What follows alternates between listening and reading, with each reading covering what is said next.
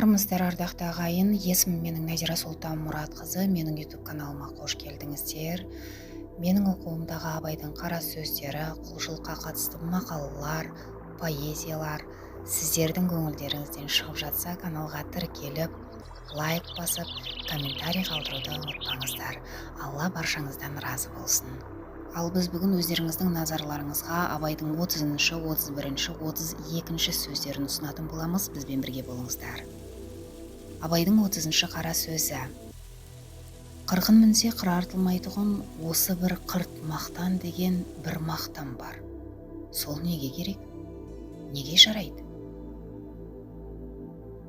Олар есті білмейді, намысты білмейді, кең толғау, үлкен ой жоқ, не балуандығы жоқ, не батырлығы жоқ, не адамдығы жоқ, не ақылдылығы жоқ, арлылығы жоқ. Мойнын бұрып қойып, ой Тәңір-ай, қойшы әрі, кімнен кім артық дейсің, кімнің басы кімнің қанжығасында жүр? Ол менің қазаныма ас салып беріп жүрме?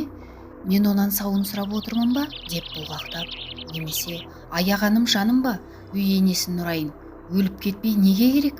Азар болса атылып, я осы үшін айдалып кетсем де көргенім ақ. Әйтеуір бір өлім бар ма?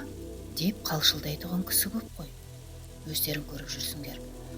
Осы айтқан сөз бойына лайық қазақ көрдіңдер ме?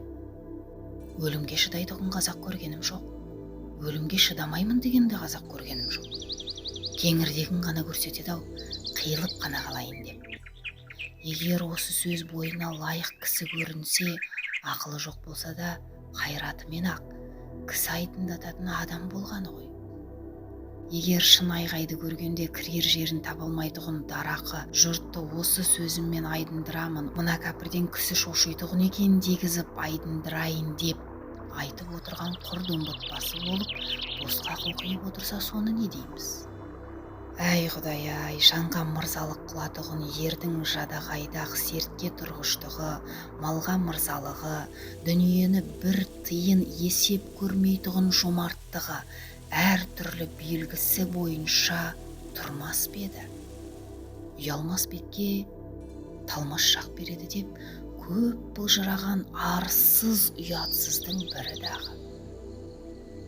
Абайдың 31-ші сөзі.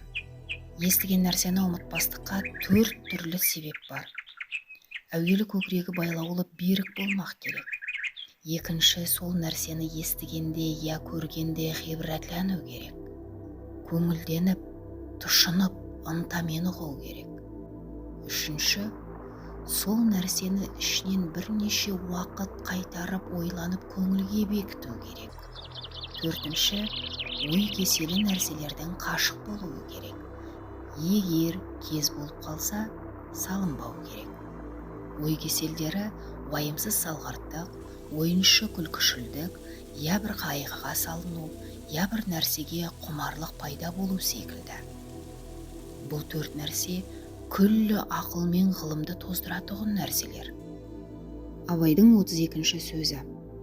Білім ғылым үйренбекке, талап қылушыларға әуелі білмек керек. Талаптың өзінің біраз шарттары бар. Оларды білмек керек. Білмей іздегенмен табылмас. Әуелі білім ғылым табылса, ондай мұндай іске жаратар едім. Дүниенің бір қызықты нәрсесіне керек болар еді деп іздемекке керек. Оның үшін білім ғылымның өзіне ғана құмар ынтық болып, бір ғана білмектіктің өзін дәулет білсең, және әр білмегеніңді білген уақытта көңілде бір рахат, хузур, хасил болады. Сол рахат білгеніңді берік ұстап, білмегеніңді тағы да сондай білсем екен деген үмітпенен құмар махаббат пайда болады. Сонда әрбір естігеніңді, көргеніңді көңіл жақсы ұғып, анық өз суретімен ішке жайғастырып алады. Егер дін көңілің өзге нәрседе болса, білім ғылымды бірақ соған себеп қана қылмақ үшін үйренсең, ондай білімге көңіліңнің мейірімі асырап алған шешенің мейірімі секілді болады. Адамның көңілі шын мейірленсе, білім ғылымның өзі де адамға мейірленіп тезірек қолға түседі. Шала мейір, шала байқайды. Екінші, ғылымды үйренгенде ақиқат мақсатпен білмек үшін үйренбек керек. Бақасқа бола үйренбек. Азырақ бақас көңіліңді пасықтандырмақ үшін залал да емес. Көбірек бақас адамды түземек түгіл бұзады. Оның себебі әрбір бақасшыл адам хақты шығармақ үшін ғана бақас қылмайды, жеңбек үшін бақас қылады. Ондай бақас көсетшілікті зорайтады, адамшылықты зорайтпайды, бәлкім азайтады. Және мақсаты ғылымдағы мақсат болмайды, адам баласын шатастырып жалған сөзге жеңілдірмекші болады. Мұндай қиял өзі де бұзықтарда болады. 100 тура жолдағыларды шатастырушы кісі бір қисық жолдағы кісіні түзеткен кісіден садаға кетсін. Бақас өзі де ғылымның бір жолы, бірақ оған хирслану жарамайды. Егер хирсланса, өз сөзімшіл, ғұрурлық, мақтаншақтық, көсетшілік бойын жеңсе, ондай адам бойына қорлық келетұғын өтіріктен де, өсектен де, ұрсып төбелесуден де қашық болмайды. Үшінші, әрбір хақиқатқа тырысып, иждахатыңмен көзің жетсе, соны түт, өлсеңде айырылма. Егерде ондай білгендігің өзіңді жеңе алмаса, кімге пұл болады? Өзің құрметтемеген нәрсеге бөтеннен қайтып құрмет күтесің. Төртінші, білім ғылымды көбейтуге екі қару бар адамның ішінде. Бірі мулахаза қылу, екіншісі берік мұхафаза қылу. Бұл екі қуатты зорайту жахатінде болуы керек. Бұлар зораймай, ғылым зораймайды. Бесіншісі, осы сөздің 19 бабында жазылған ақыл кеселі деген 4 нәрсе бар. Содан қашық болуы керек. Соның ішінде уайымсыз салғырттық деген бір нәрсе бар. Зинхар жаным, соған бек сақ бол. Әсіресе әуелі құданың, екіншісі халықтың, үшіншісі дәулеттің, төртіншісі ғибраттың, бесіншісі ақылдың, ардың бәрінің дұшпаны.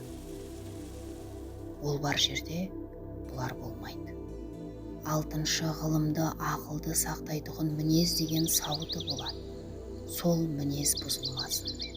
Көрсе зарлықпен, жеңілдікпен, я біреудің орынсыз сөзіне, я бір кез келген қызыққа шайқалып қала берсең, мінездің беріктігі бұзылады. Онан соң оқып үйреніп те пайда жоқ. Қоярға орын жоқ болған соң оларды қайда сақтайсың? Қылам дегенін қыларлық, тұрам дегенінде тұрарлық мінезде азғырылмайтын ақылды, арды сақтарлық, беріктігі, қайраты бар болсын. Бұл беріктік бір ақыл ар үшін